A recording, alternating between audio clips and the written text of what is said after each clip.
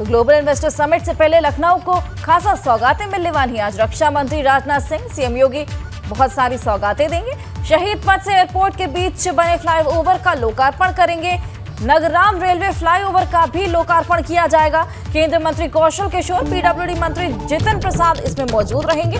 Flyover बनने से airport जाने में खासा सहूलियत मिलने वाली है।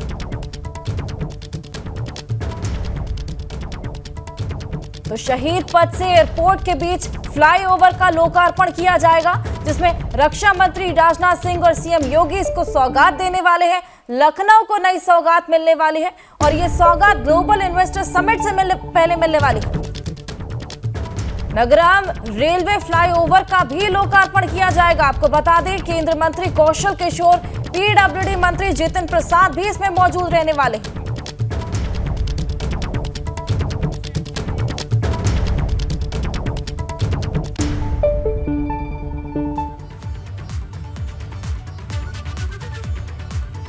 और चलिए आगे बढ़ेंगे। कल तक जो अखिलेश शिवपाल की कुर्सी बदलने की मांग कर रहे थे, वो अब शिवपाल की कुर्सी ठीक अपने बगल में लगवाना चाहते हैं, क्योंकि चर्चा है कि जब यूपी विधानसभा का बजट सत्र शुरू होगा तो अखिलेश के बगल में शिवपाल की कुर्सी होगी। जानकार इसे सपा की रणनीति से जोड़कर देख रहे हैं, क्योंकि अब अखिलेश गाजीपुर से 2024 का शंखनाद करने वाले हैं। ये वही गाजीपुर है जहां से भाजपा के राष्ट्रीय अध्यक्ष जेपी नड्डा ने चुनावी बिगुल फूंका था।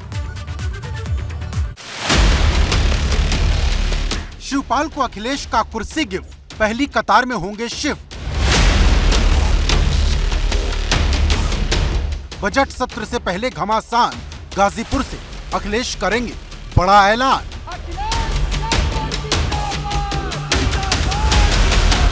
क्या मैनपुरी की जीत के बाद अखिलेश शिवपाल के ऋणी हो गए हैं, क्योंकि अखिलेश शिवपाल को मैनपुरी जीत पर रिटर्न गिफ्ट पर गिफ्ट देते जा रहे हैं, क्योंकि पहले शिवपाल यादव को राष्ट्रीय महासचिव बनाया गया और अब विधानसभा में शिवपाल को फ्रंट सीट देने की चर्चा तेज होने लगी है। कयास लगाए जा रहे कि विधानसभा में शिवपाल अखिलेश के बगल में बैठे नजर आएंगे, लेकिन एक वो भी दौर था जब अखिलेश शिवपाल को अपने पास तो क्या सदन में देखना भी नहीं चाहते थे। ये सितंबर महीने की बात है जब अखिलेश ने शिवपाल की कुर्सी बदलने की मांग करते हुए एक चिट्ठी विधानसभा अध्यक्ष सतीश महाना को लिख दी थी। इस चिट्ठी और सीट वाले एपिसोड से शिवपाल इतने शर्मसार हुए कि पूरे सत्र के दौरान ही सदन में नहीं पहुंचे, लेकिन मैनपुरी की जीत ने पुरानी सारी कड़वाहट को दूर कर दिया। अंदाजा इस बात से लगा सकते हैं कि सदन में अब शिवपाल को फ्रंट सीट पर लाने की बात हो रही, बल्कि अखिलेश हर काम शिवपाल से पूछ कर रहे हैं। जिस तरीके से अखिलेश यादव ने चाचा शिवपाल को सम्मान दिया है, उसके बाद अब ये माना जा रहा है कि 20 फरवरी से यूपी विधानसभा का जो बजट सत्र शुरू हो रहा है, उसमें शिवपाल यादव आगे की जो सीट है, आगे की जो रो है, वहाँ पर अब बैठे नजर आएंगे, क्योंकि अखिलेश यादव ने जब शिवपाल यादव से आवास पर जाकर मुलाकात की तो कहीं न कहीं इस बात को लेकर भी दोनों के बीच कहा जा रहा है कि चर्चा हुई है और जल्दी विधानसभा के भीतर चाचा और भतीजे अगल बगल की सीट पर बैठे नजर आएंगे। अभी एक दिन पहले ही अखिलेश यादव शिवपाल यादव से मिलने उनके घर पर गए थे, जहां दोनों के बीच करीब 45 मिनट तक लंबी बातचीत हुई। दरअसल सपा में वापसी के बाद शिवपाल एक्टिव नजर आ रहे और पूर्वांचल सहित कई जिलों के भ्रमण के दौरान मिले फीडबैक से भी अखिलेश यादव को अवगत करा चुके हैं। सूत्रों से मिली जानकारी के मुताबिक शिवपाल ने अखिलेश को बताया कि हर जगह पार्टी के नए पुराने कार्यकर्ता तैयार बैठे हैं, बस उन्हें सक्रिय करने की जरूरत है।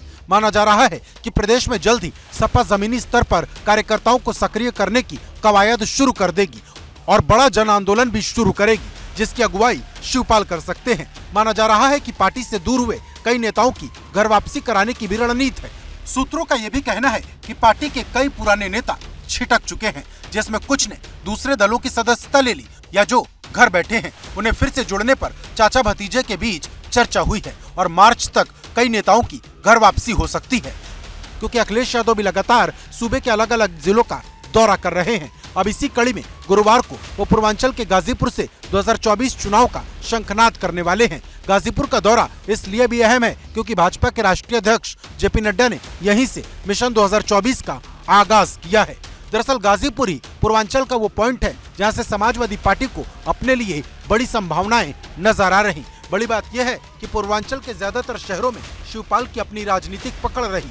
माना जा रहा है कि समाजवादी पार्टी जातिगत जनगणना को बड़ा मुद्दा बनाकर बड़ा दांव खेल सकती है, जिसकी शुरुआत डिम्पल यादव ने लोकसभा से कर दी। पिछड़ा वर्ग, अति पिछड़ा वर्ग की भी बात करी है, लेकिन जातिगत जनगणना की बात नहीं हुई है। अगर हमें सही मायनों में अनुसूचित जनजाति, अनुसूचित जाति, पिछड़ा वर्ग, अति पिछड़ा वर्ग लोगों को सम्मान देना है, उनको हक और सम्मान देना है, तो हमें जातिगत जनगणना पर भी बात करनी चाहिए। गौरतलब है कि अभी हाल ही में अखिलेश यादव ने भाजपा को सामाजिक न्याय का विरोधी बताते हुए कहा था कि हर कदम पर दलितों पिछड़ों के साथ भेदभाव हो रहा। उत्तर प्रदेश में और दिल्ली की सरकार ये पिछड़ों के वोटों से बनी सरकार है और इन दोनों सरकारों में पिछड़ों के लिए कोई जगह नहीं है। आज पिछड़ों का छीना है, कल दलितों का भी छीनेंगे।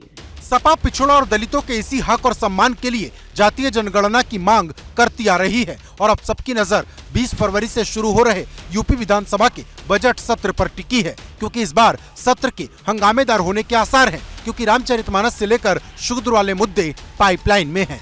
Bureau report, ABP Ganga.